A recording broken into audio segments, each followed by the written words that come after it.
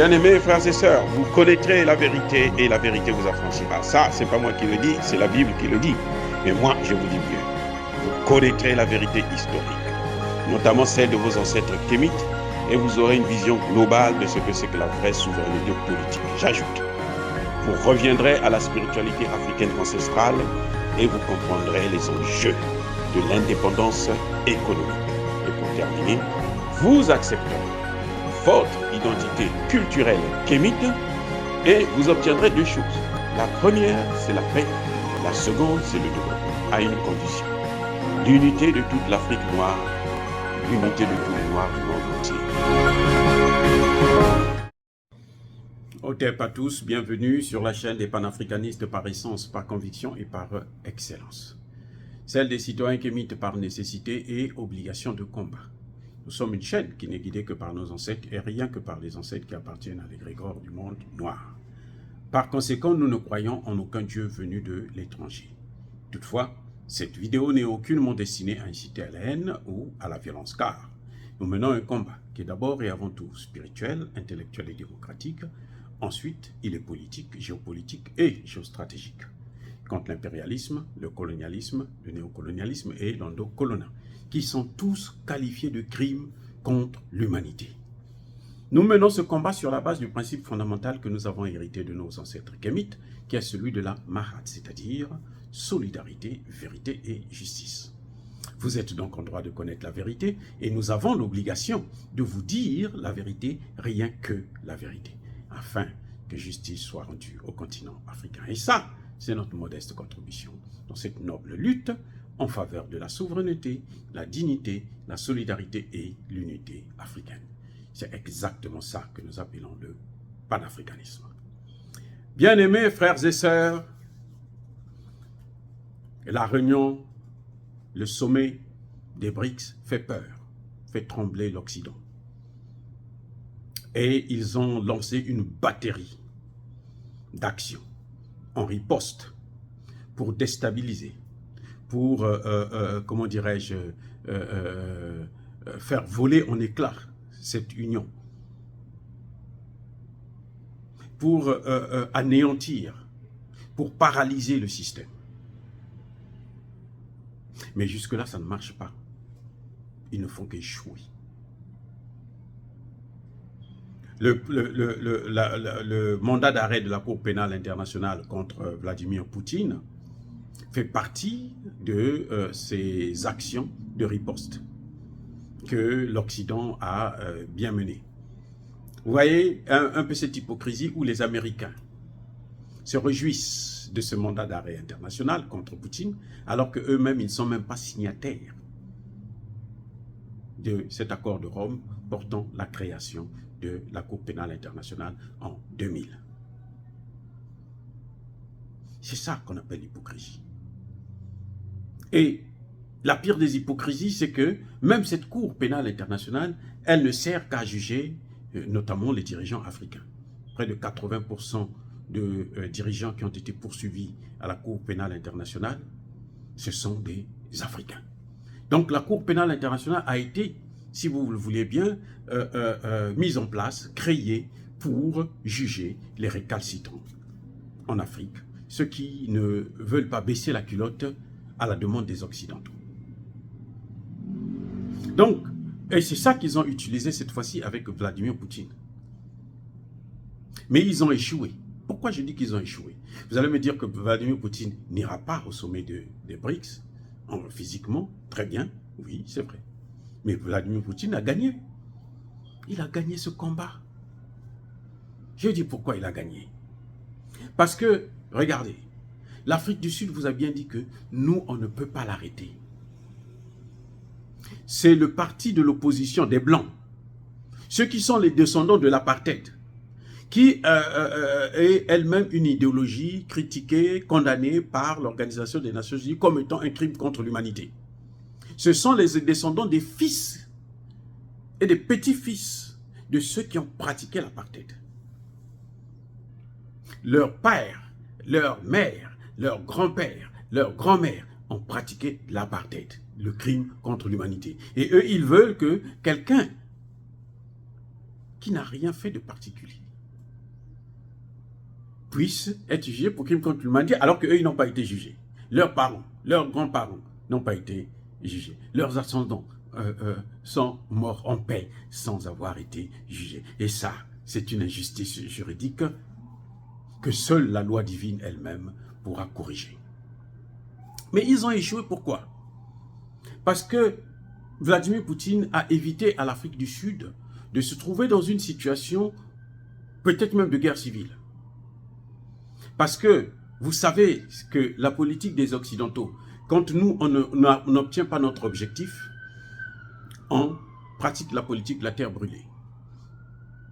Après nous, c'est le déluge. On détruit tout. On sème le chaos total. Comme ils ont fait en Somalie. Et oui.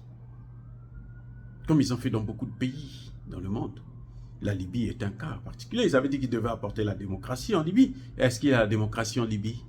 Qui peut me dire aujourd'hui, qui peut me prouver qu'il y a la démocratie en Libye? Personne.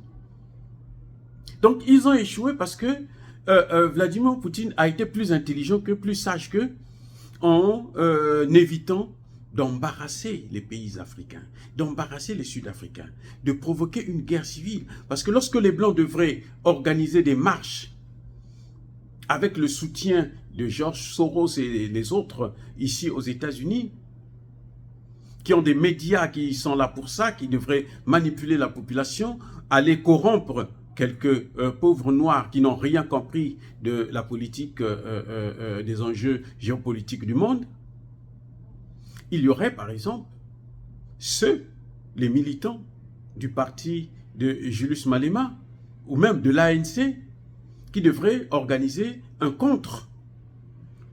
contre-marche. Et eux, ils sont des spécialistes. Soit ils vont venir tirer sur des gens, et puis, boum, c'est la guerre civile qui se déclenche. Et Vladimir Poutine a évité ça. Ils ne pourront plus boycotter le sommet des BRICS. Comment ils vont faire? Est-ce que les Blancs ont encore une raison pour marcher, pour dire que non, nous on ne veut pas de ceci, nous on ne veut pas de cela? Ils ne peuvent pas stopper l'agenda des BRICS. Ils ne peuvent pas dire, parce que ce n'est pas eux qui gouvernent. Le dernier mot revient à Ramaphosa. Et Ramaphosa sait que c'est probablement son dernier mandat. C'est probablement, il n'aura plus les Noirs sud-africains n'auront plus confiance en lui.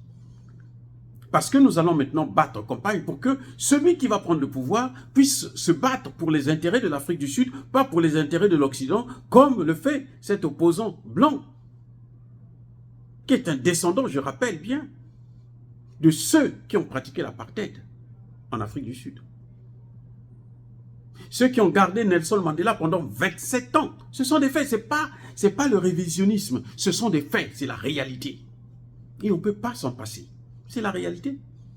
On l'a vu aujourd'hui, cette opposition des Blancs, ils sont prêts aujourd'hui, s'il y a une guerre entre l'Afrique du Sud et un pays occidental, eh bien, eux, ils seront du côté de ce pays des Blancs, parce qu'ils sont Blancs. Ils ne se sentent pas Sud-Africains. Ce qui les attache à l'Afrique du Sud, c'est les richesses. C'est la domination, le pouvoir économique qu'ils ont sur les autres. C'est ça qui les attache. Bref, on pouvait facilement tomber dans une sorte de guerre civile en Afrique du Sud.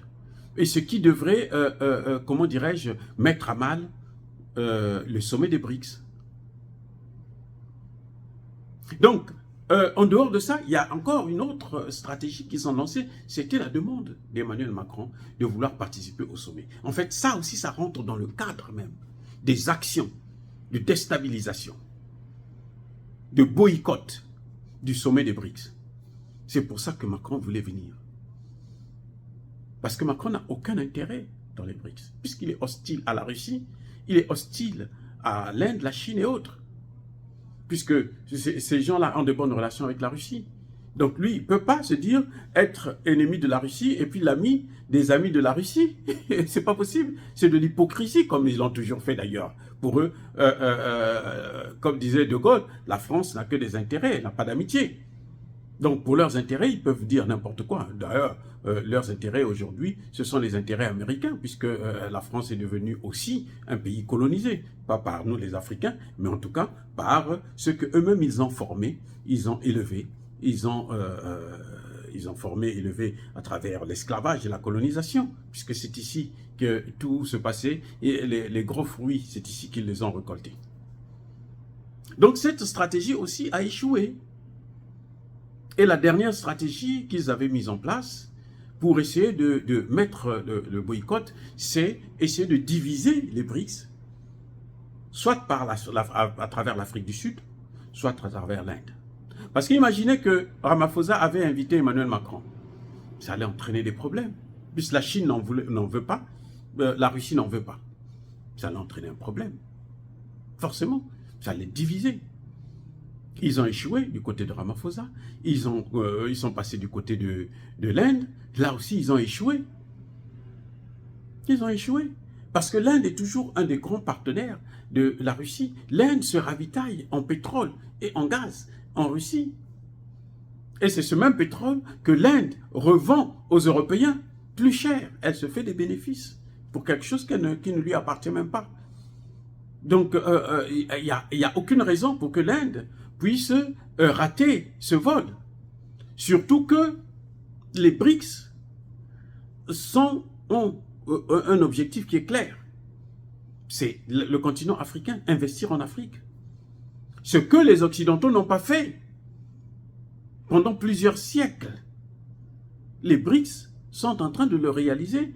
Le premier chantier, c'est celui du Centrafrique, qui sera un chantier test pour voir qu'est-ce que les BRICS sont capables de faire.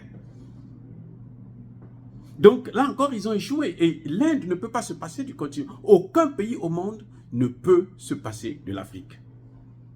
Si l'Inde veut avoir de bonnes relations avec l'Afrique, en Afrique, ce n'est pas en sortant des BRICS, parce que la plupart des pays africains, ou l'essentiel des pays africains, veulent aller justement dans les BRICS, veulent avoir de meilleures relations avec les BRICS, veulent plutôt, économiquement parlant, s'adresser aux BRICS que de s'adresser même à l'ONU, parce que l'ONU a déçu. L'ONU, c'est devenu le bras armé des Occidentaux, c'est devenu un instrument pour la géopolitique occidentale. Voilà ce qui est en train de se passer. Donc, toutes les stratégies qu'ils ont mises en place sont en train de, malheureusement, heureusement d'ailleurs, malheureusement pour eux, en train d'échouer. Et ils sont confus. Le plus important, ce qu'ils attendaient, c'était le mandat d'arrêt de la Cour pénale internationale. Ils auraient dû créer des mouvements, ainsi de suite, comme Poutine allait arriver là. Et Poutine n'a pas besoin de cette humiliation, de s'embarrasser avec ces choses-là. Donc Poutine se retire, mais il sait que tout ce que lui, il pense, seront soutenus par les autres pays de BRICS, et notamment par son ministre des Affaires étrangères. Parce que Lavrov, c'est exactement Poutine en ce qui concerne la pensée pour l'avenir, à la fois de la Russie, mais aussi des pays des BRICS et de l'Afrique. Dire cela, c'est inciter à la haine ou à la violence? Non. Encore une fois, bien-aimés frères et sœurs, soyez bénis, abondamment bénis. Je persiste et je signe par le Dieu des Kémites et par nos ancêtres angélisés. Mais que tous ceux qui persécutent le continent africain le pillent et le déstabilisent, qu'ils soient noirs, blancs, chinois, arabes, indiens, ou qui qu'ils soient maudits, punis, foudroyés, écrasés, effacés par ce Dieu des Kémites et par nos ancêtres angélisés. Vive l'Afrique éternelle, j'ai dit et j'assume.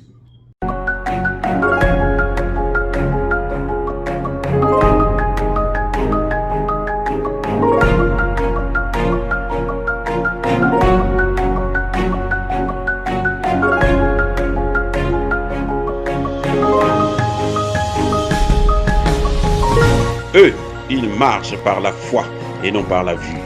Mais moi, je vous conseille vivement de marcher par la connaissance scientifique et historique, notamment celle de nos ancêtres kémites, par les 5 sens et par l'intelligence. À vous, Apia.